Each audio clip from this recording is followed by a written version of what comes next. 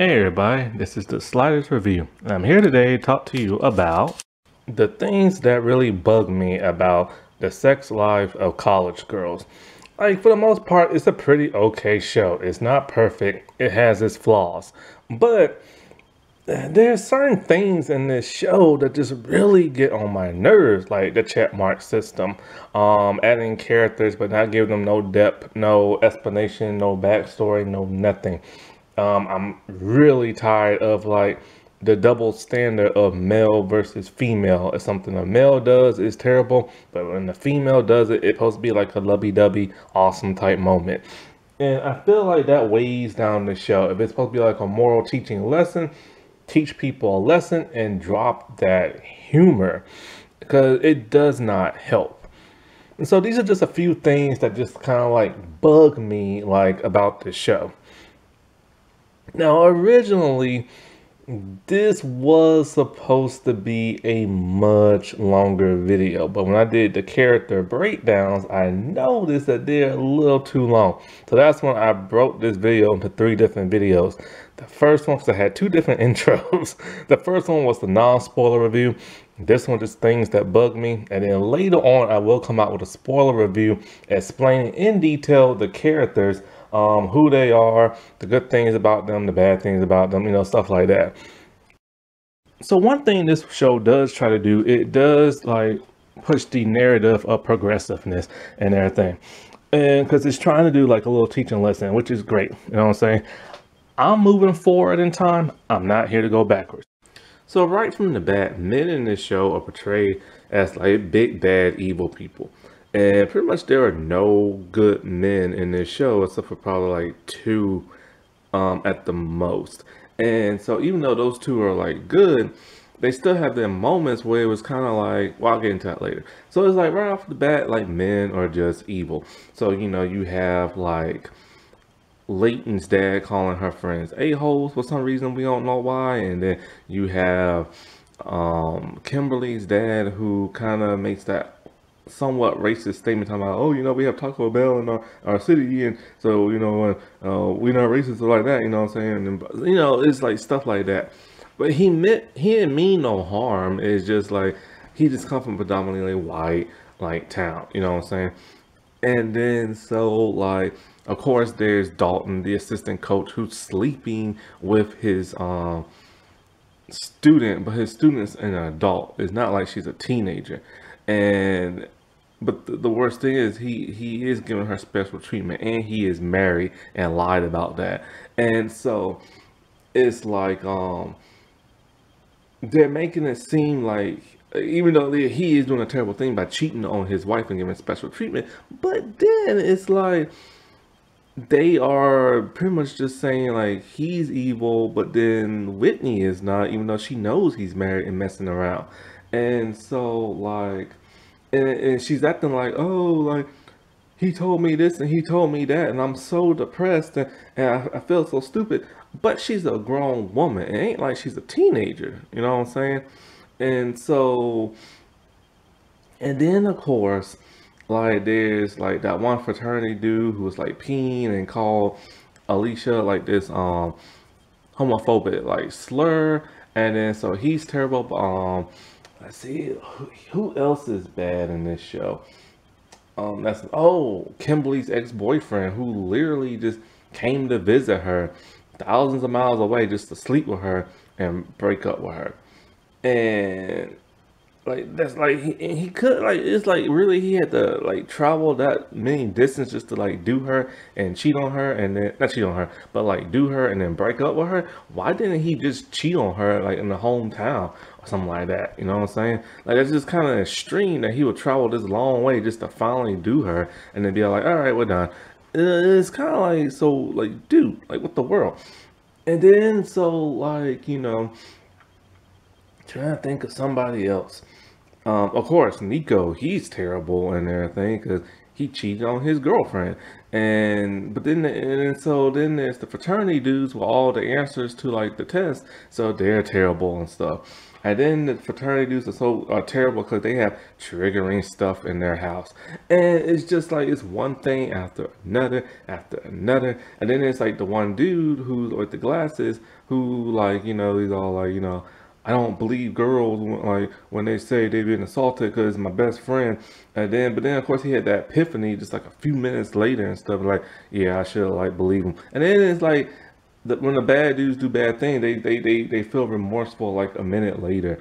And then so then there's the comedy dude who started like making fun of like Bella, and then of course there's the dude who like started like dry humping her and whips his thing out and shows porn to people. And it's just like every dude in the show is like terrible. And the females, even though they have terrible personality, they are still like redeemed, even though they still do things that are just as bad as like the um the guys. Cause it's kind of like, okay, the comedy dude who berated like Bella and just like made fun of him about, oh, women suck and this and stuff like that. But then what about those female soccer players who was sexually harassing the coach? And it's like, oh no, when it's the girl, it's okay, but when it's the guy, it's like terrible. So that this show doesn't make no sense and stuff. You know, it should. It's supposed to be like, it's not like one way, like one thing is good and another thing is bad. You know, you gotta have that, like both things are bad. Like, you know what I'm saying? But then there are like actual good guys, but they're just there just to like, okay, so Caden, just like I said before, Caden is just there to be black, and he's there to bang Whitney whenever she wants it, and he's only there like, and then he's there to like give advice to Kimberly, only for Kimberly to have her like hero moment and save him when he can't save himself.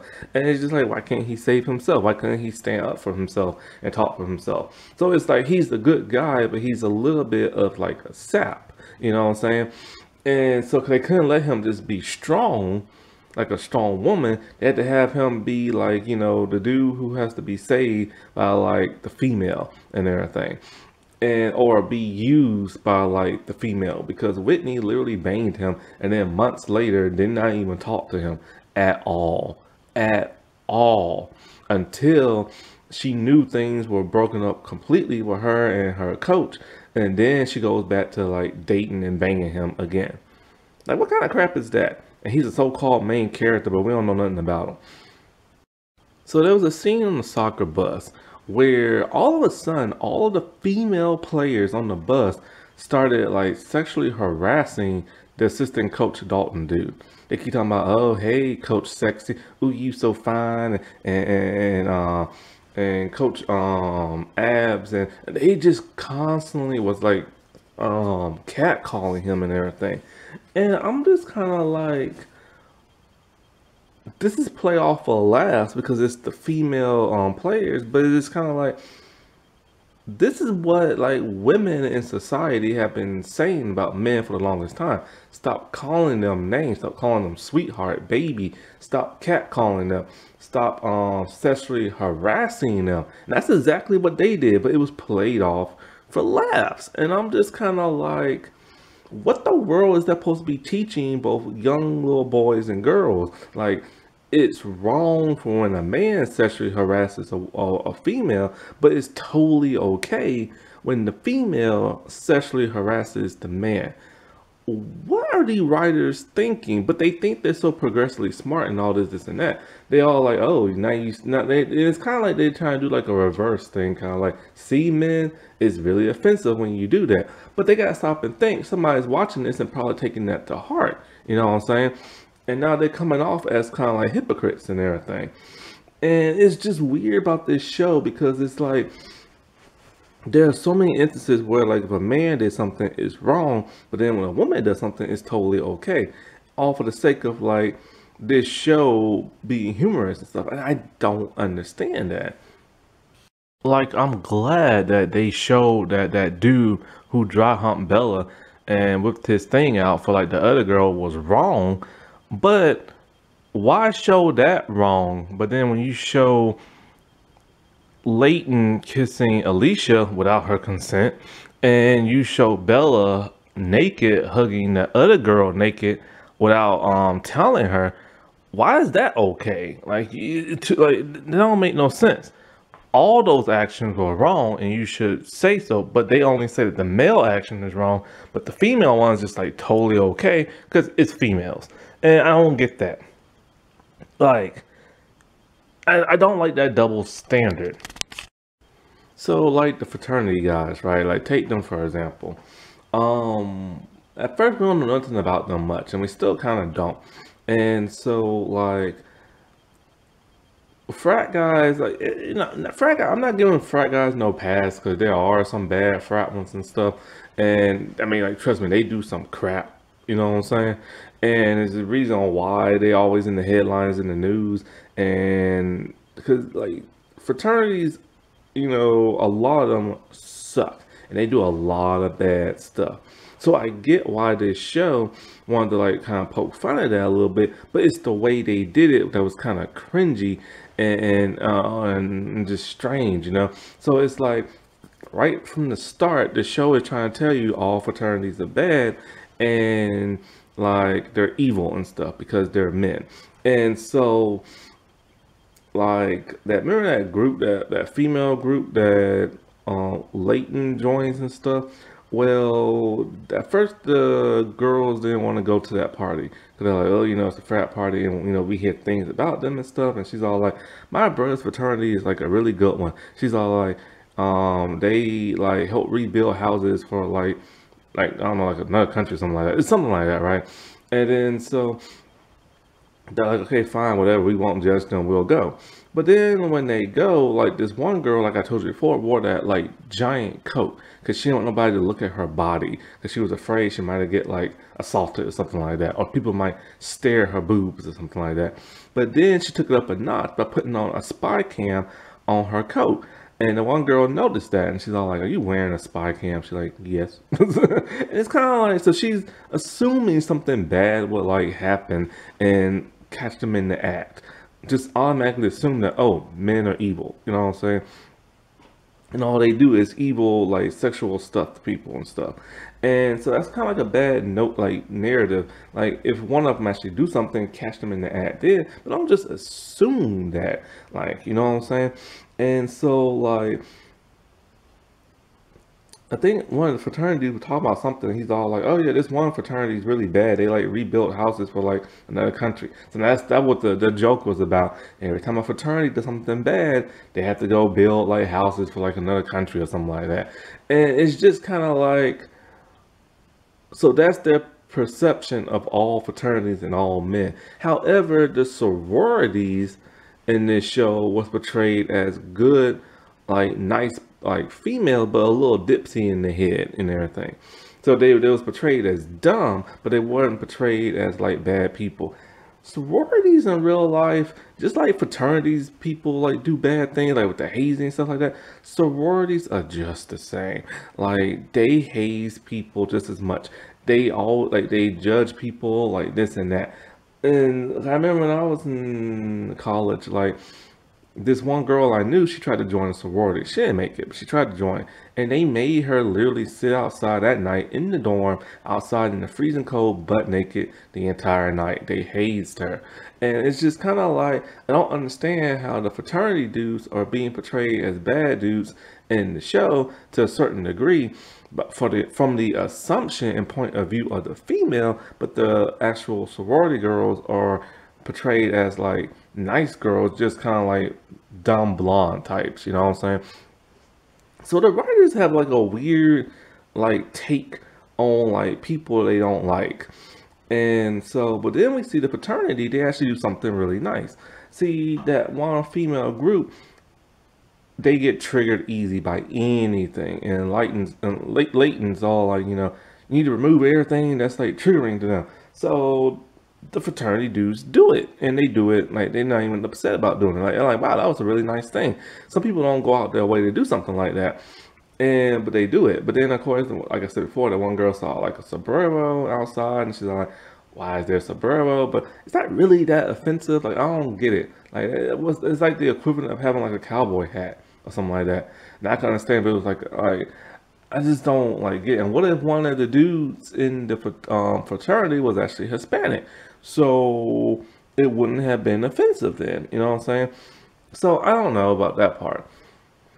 Then there's Travis. I haven't even mentioned Travis yet. Travis, the only thing about him is that he's gay. That's it. Like he's gay, and like he's not really a recur. Well, he's kind of a recurring character, but he's only there just to be super flamboyant gay. He's nice, but that's all he's there for the show, being gay. We don't know the first thing about this dude. Don't know his last name. I think he might be a theater major. Um, we don't know what he likes, what he dislikes. We don't know how he's able to afford that college. We find out from other people and stuff, but we don't know anything about him. He's literally just there to help push um their the narrative that they're doing for the show, which is like very like LGBT like friendly and stuff like that. But he's literally just there just to be gay, like super super super flamboyant gay. You know what I'm saying? And then like, so those are the only two like nice dudes. Um, One dude with the glasses, I can tell they're gonna make him a love interest for Bella, the writing dude.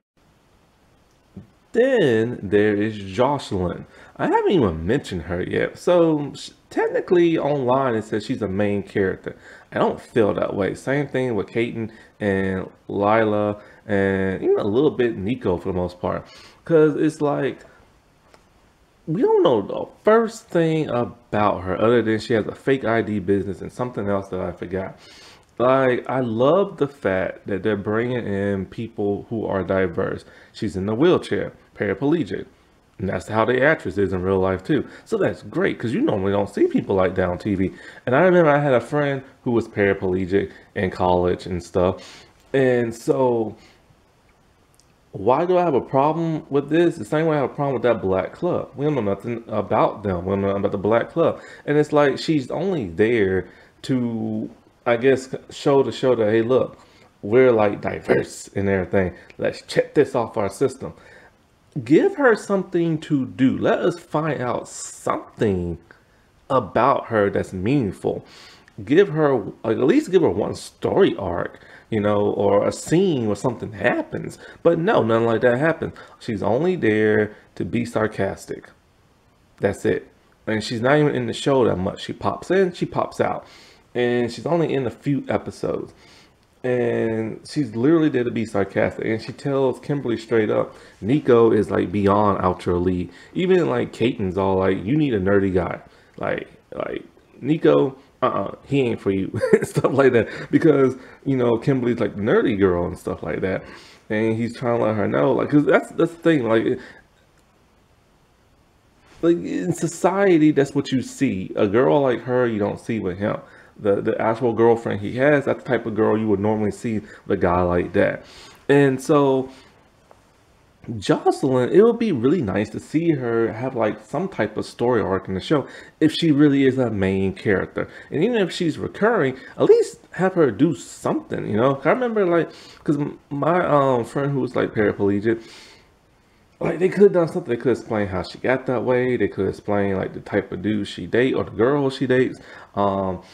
They could have explained like a situation that happened that went like bad, because we know she likes to party. She even went to the naked party, and it's just like we don't know nothing about her.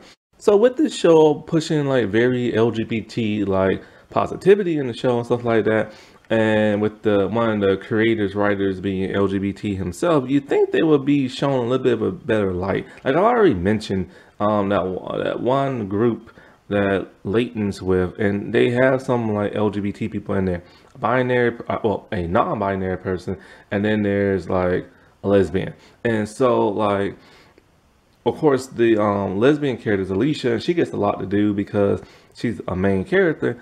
But then the non-binary person doesn't have much to do. They literally just stuffed in the show to look the way they are and say, I'm non-binary. And the only thing we know about that person is that this person tried to date a female only for her parents not to like accept her and want her, want that person to date their child. And that's all we know, only for Leighton to be all like, oh, well, that sucks. And then that's it. And then she shows up at they show up at the frat party with bread. That's it. And it's kind of like, well, if this show is trying to show LGBT in a positive light, why couldn't you do more with the non-binary person? Like, you know what I'm saying? And because this is still like one of those like hot topics that's like in the world today when it comes to non-binary. So why not show that more in a positive light other than being all like, oh, well, we feel bad because, you know, you can't date the person you want to date and this and that. Like, do something a little bit more, like, you know what I'm saying? Not just be there like, hey, look who we have, check mark and everything. Like, you know, like I don't even know that person's name. It's a really unique name, but I completely forgot and don't really care for that person's name, only because that person's not a real character on the show. They're just there for be like a little bit of a plot device to help Leighton accept more of who she is. That's the only reason why that person is put in the show, is for Leighton to like evolve. And that's why it reminds me of Insatiable when the Patty character was interacting with that gender woman and talking about like, oh, I wish I could be accepted for who I am in my body. So let's do it. Let's run outside with our bikinis on. And that's all the reason why that person was on the show, to help Patty accept who she is. Like, you see what I'm saying? Or like the paranoid girl with the jacket who don't want nobody looking at her body and have like the spy cam on her coat. Like, why is she that paranoid? We know she's afraid. We assume she's afraid because she's gonna get assaulted, but we don't know that's the real reason why. It could be really anything. Like, you know what I'm saying? I remember I used to have a friend like in college and she used to wear a sweater 24/7 all day, winter, fall, spring, summer, you name it. And I'm just kind of like, why is she wearing that heavy sweater for and it's hot in the summer? Never knew the reason why. And of course you have to assume. I'm like, okay, maybe it's just her favorite sweater, maybe she just likes it, maybe she has no clothes, or maybe she has like a huge chest and nobody looking at her.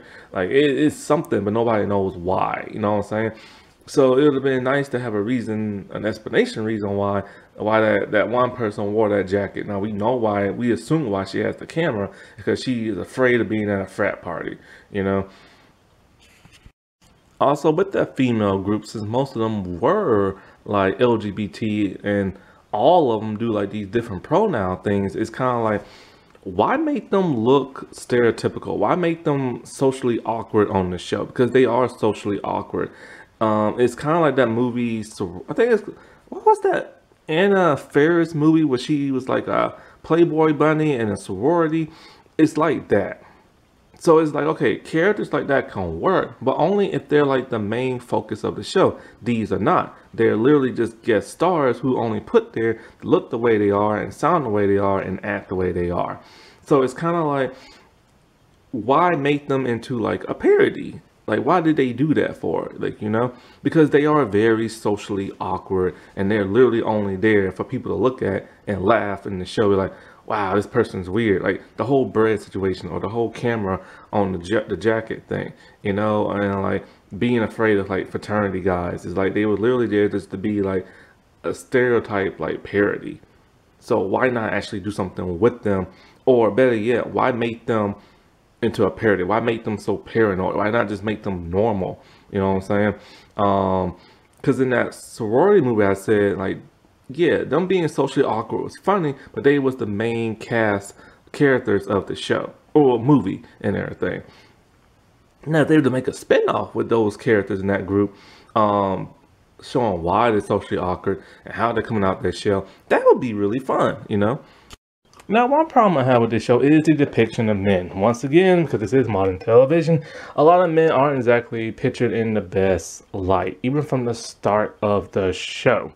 I get this is like a female like show and everything, and I get this is modern times, and this is the way TV and stuff like that is moving. But at that same time, you need some good men to balance it out, and even the good men they have are basically just weenies in the plot of this show. The very first like bad depiction of men was in both of the fathers, both Lycan and Kimberly's parents. The dad especially are not likable whatsoever. their dad is kind of like her. He's from that. Kimberly's dad is just like her. He's from like that hick town, and he has this. And he says things about like racist that he really shouldn't say. Or like, oh well, we have a Taco Bell in our town that makes them think, oh, I'm so pro like Hispanic and everything. And it just comes off as weird. It just makes him sound like a hick. And then there is Lycan's dad, who is just a rich snobby dude who throws in a lot of money at school, but he's all like, oh man, I love this school and everything. So you think he's cool until it turns out he calls her friends from high school a-holes and everything. And then his rudeness starts to come out.